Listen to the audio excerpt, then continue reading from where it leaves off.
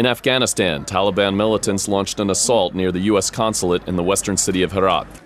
Police told RFE that at least 2 members of the Afghan security forces and an interpreter were killed, along with 9 of the attackers. A suicide car bomber detonated explosives about 60 meters from the compound before other militants opened fire. In Kyrgyzstan, the summit of the Shanghai Cooperation Organization has concluded with a communiqué opposing any action leading to the further militarization of the situation in Syria. Cooperation agreements on security, science, and technology were signed by the leaders of China, Kazakhstan, Kyrgyzstan, Russia, Tajikistan, and Uzbekistan. During the summit, Russian President Vladimir Putin met for the first time with Iranian President Hassan Rouhani and said that Tehran has the right to enrich uranium and the peaceful use of nuclear power.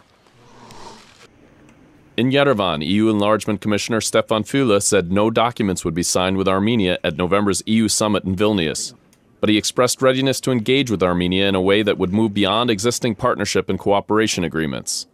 The statement follows the Armenian president's controversial announcement that his country would join the Russia-led customs union, which would conflict with EU trade agreements.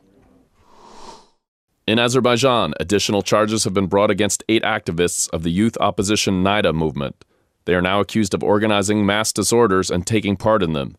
The 8 were arrested in March and April on charges of possessing illegal drugs and weapons after they took part in an anti-government protest. In Georgia, demonstrators stood in front of the Tbilisi city court to protest what they called the abuse of HIV-positive people. The protest was prompted by the arrest of an HIV-positive woman by police who said she was treated roughly and her medicines were designated as illegal drugs. In Pristina, Albania's new socialist prime minister, Edi Rama, has met with his counterpart in Kosovo, Hasim Taci, just days after taking office.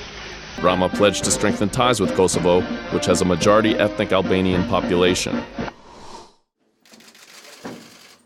In Belarus, the Minsk City Court has ruled in a closed-door session that the Russian chief of one of the world's top potash producers should remain in detention. Vladislav Baumgartner was arrested in Minsk last month and charged with abuse of office, sparking tensions with Moscow. And that's the news roundup from Radio Free Europe, Radio Liberty.